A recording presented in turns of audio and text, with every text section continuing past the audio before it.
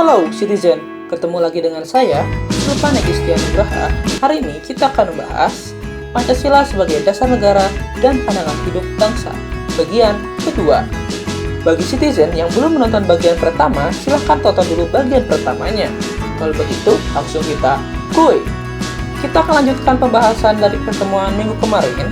Pada pertemuan ini, kita akan membahas mengenai arti penting Pancasila sebagai dasar negara dan pandangan hidup bangsa. Apakah Citizen pernah bertanya, kenapa sih kita harus menjadikan Pancasila sebagai dasar negara dan pandangan hidup bangsa? Nah, itu ada maksudnya. Jadi, Pancasila ini sangat penting untuk menjaga keteraturan hidup berbangsa dan bernegara di Indonesia, karena dia memiliki banyak manfaat atau fungsi. Yang pertama, membentuk identitas dan jati diri bangsa.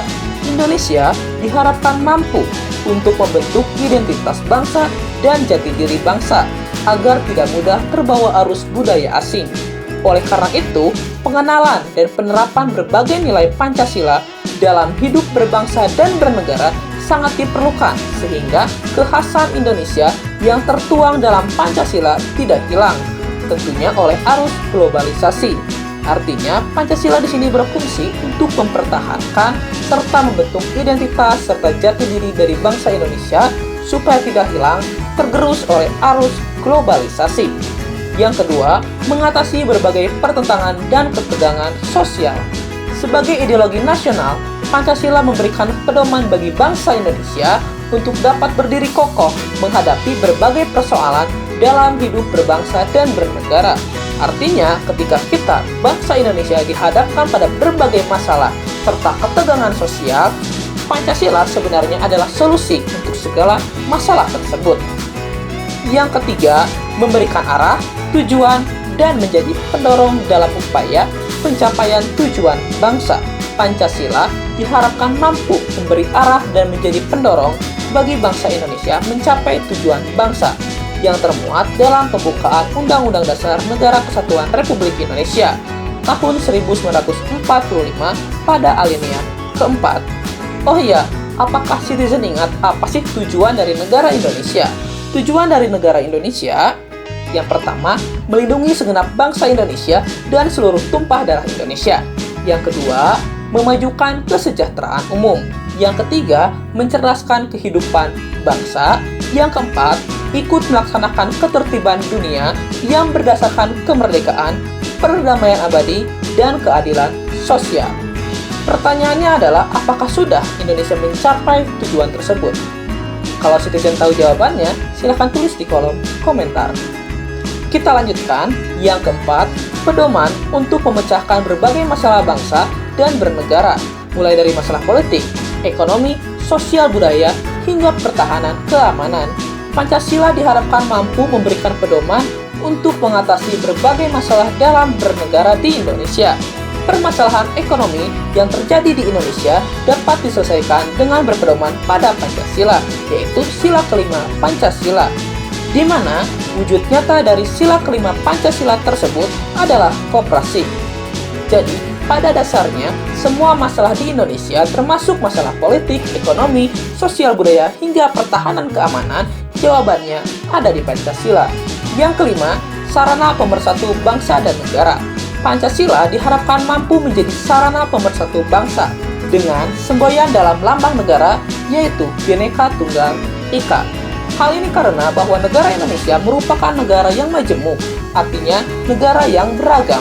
Dari Sabang sampai Merauke, dari Miangas sampai Pulau Rote, terdiri dari berbagai macam suku bangsa, kebudayaan, tradisi, agama, ras, golongan, sehingga perlu suatu hal yang dapat mempersatukan berbagai perbedaan tersebut. Dan Pancasila serta Bhinneka Tunggal Ika hadir sebagai pemersatu dari bangsa Indonesia. Berikutnya, kita akan membahas apa saja nilai-nilai yang terdapat dalam setiap sila pada Pancasila. Dimulai dari sila pertama, ketuhanan yang Maha Esa. Dalam ketuhanan yang Maha Esa, diajarkan bahwa pertama, bangsa Indonesia menyatakan kepercayaan dan ketakwaan terhadap Tuhan yang Maha Esa. Kedua, manusia Indonesia percaya dan takwa terhadap Tuhan yang Maha Esa sesuai dengan agama dan kepercayaannya masing-masing menurut dasar kemanusiaan yang adil dan beradab. Ketiga, mengembangkan sikap hormat menghormati dan bekerja sama antara pemeluk agama dengan penganut kepercayaan yang berbeda-beda terhadap Tuhan yang Maha Esa. Keempat, membina kerukunan hidup di antara sesama umat beragama dan kepercayaan terhadap Tuhan yang Maha Esa. Kelima, agama dan kepercayaan terhadap Tuhan yang Maha Esa adalah masalah yang menyangkut hubungan pribadi antara manusia dengan Tuhan yang Maha Esa. Yang keenam, mengembangkan sikap saling menghormati kebebasan menjalankan ibadah sesuai dengan agama dan kepercayaannya masing-masing.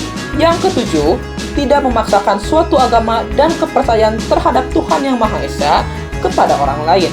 Kalau boleh saya simpulkan, sila pertama ini mengajarkan kita supaya kita menjadi manusia yang percaya dan bertakwa kepada Tuhan yang Maha Esa sesuai dengan agama yang kita yakini, dan tidak mengganggu orang lain yang memiliki agama berbeda dengan kita atau toleransi. Sila kedua, kemanusiaan yang adil dan beradab. Sila ini mengajarkan kita untuk yang pertama, mengakui dan memperlakukan manusia sesuai dengan harkat dan martabatnya sebagai makhluk Tuhan yang Maha Esa. Yang kedua, mengakui persamaan derajat, persamaan hak, dan kewajiban asasi setiap manusia tanpa membedakan suku, keturunan, agama, kepercayaan, jenis kelamin, kedudukan sosial, warna kulit, dan sebagainya. Yang ketiga, mengembangkan sikap saling mencintai sesama manusia. Yang keempat, mengembangkan sikap saling tegang rasa dan tepas selera. Yang kelima, mengembangkan sikap tidak semena-mena terhadap orang lain. Yang keenam, menjunjung tinggi nilai-nilai kemanusiaan. Yang ketujuh, gemar melakukan kegiatan kemanusiaan. Yang kedelapan, berani membela kebenaran dan keadilan.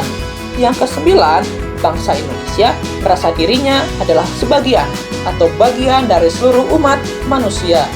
Terakhir, yang ke-10, mengembangkan sikap hormat menghormati dan bekerja sama dengan bangsa yang lain. Kalau boleh disimpulkan, sila kedua ini mengajarkan kita tentang nilai-nilai kemanusiaan, tentang bagaimana kita seharusnya memperlakukan manusia yang lain. Yang ketiga, persatuan Indonesia. Sila ini mengajarkan yang pertama, mampu menempatkan persatuan, kesatuan, serta kepentingan dan keselamatan bangsa dan negara sebagai kepentingan bersama di atas kepentingan pribadi dan golongan. Yang kedua, sanggup dan rela berkorban untuk kepentingan negara dan bangsa apabila diperlukan. Yang ketiga, mengembangkan rasa cinta kepada tanah air dan bangsa. Yang keempat, mengembangkan rasa kebanggaan berkebangsaan dan bertanah air Indonesia. Yang kelima, memelihara ketertiban dunia yang berdasarkan kepada kemerdekaan, perdamaian abadi, dan keadilan sosial. Yang keenam, mengembangkan persatuan Indonesia atas dasar Bhinneka Tunggal Ika. Yang ketujuh, memajukan pergaulan demi persatuan dan kesatuan bangsa. Kalau boleh disimpulkan, sila ketiga ini mengajarkan kita untuk bisa berkorban demi kepentingan bangsa dan negara, serta mengutamakan persatuan Indonesia di atas segalanya. Yang keempat, kerakyatan yang dipimpin oleh hikmat kebijaksanaan dalam permusyawaratan perwakilan. Dalam sila ini kita diajarkan, pertama, sebagai warga negara dan warga masyarakat, setiap manusia Indonesia mempunyai kedudukan, hak, dan kewajiban yang sama. Yang kedua, tidak boleh memaksakan kehendak kepada orang lain. Yang ketiga, mengutamakan musyawarah dalam mengambil keputusan untuk kepentingan bersama. Yang keempat, musyawarah untuk mencapai mufakat diliputi oleh semangat kekeluargaan. Yang kelima, menghormati dan menjunjung tinggi setiap keputusan yang dicapai sebagai hasil musyawarah. Yang keenam, dengan itikat yang baik dan rasa tanggung jawab, menerima dan melaksanakan hasil keputusan musyawarah. Yang ketujuh, di dalam musyawarah diutamakan kepentingan bersama di atas kepentingan pribadi dan golongan. Yang kedelapan, musyawarah dilakukan dengan akal sehat dan sesuai dengan hati nurani yang luhur. Yang kesembilan, keputusan yang diambil harus dapat dipertanggungjawabkan secara moral kepada Tuhan Yang Maha Esa, menjunjung tinggi harkat dan martabat manusia, nilai-nilai kebenaran dan keadilan yang mengutamakan persatuan dan kesatuan demi kepentingan bersama. Yang terakhir, memberikan kepercayaan kepada wakil-wakil yang dipercayai untuk melaksanakan musyawarah. Kalau boleh ditarik kesimpulan, Sila keempat ini mengajarkan kita tentang pentingnya bermusyawarah serta menghormati hasil dari musyawarah. Sila kelima, keadilan sosial bagi seluruh rakyat Indonesia. Sila ini mengajarkan kita, yang pertama, mengembangkan perbuatan yang luhur yang mencerminkan sikap dan suasana kekeluargaan dan kegotong royongan. Kedua, mengembangkan sikap adil terhadap sesama. Ketiga, menjaga keseimbangan antara hak dan kewajiban. Keempat, menghormati hak orang lain.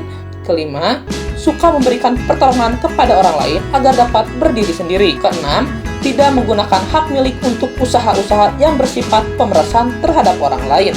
Ketujuh, tidak menggunakan hak milik untuk hal-hal yang bersifat pemborosan dan gaya hidup mewah.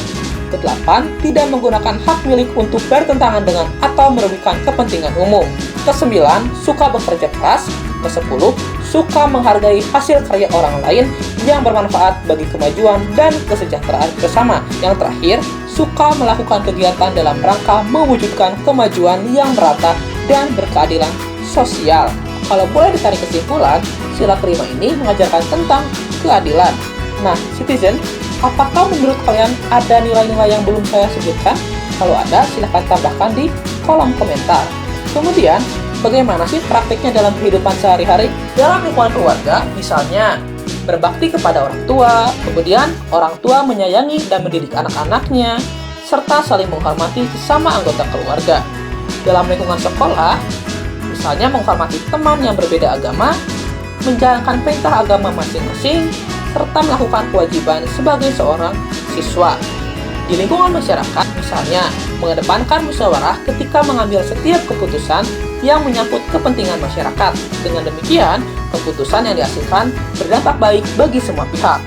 Kemudian ada juga mendorong sikap kekeluargaan melalui berbagai kegiatan, seperti gotong royong membantu tetangga yang tertimpa musibah.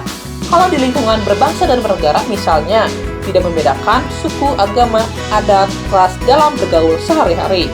Kemudian menggunakan bahasa Indonesia dengan baik dan benar, serta berpartisipasi aktif dalam kegiatan yang diselenggarakan oleh pemerintah, seperti pemilihan umum. Sebenarnya masih banyak contoh-contoh lain dari penerapan nilai-nilai Pancasila. Kalau citizen mau nambahin, silahkan tulis di kolom komentar. Oke citizen, cukup sekian untuk pertemuan hari ini. Kalau citizen masih banyak pertanyaan, silahkan tulis di kolom komentar. Kalau citizen suka dengan video ini, silahkan di like. Kalau nggak suka, dislike aja. Saya Silvan Egistian, terima kasih.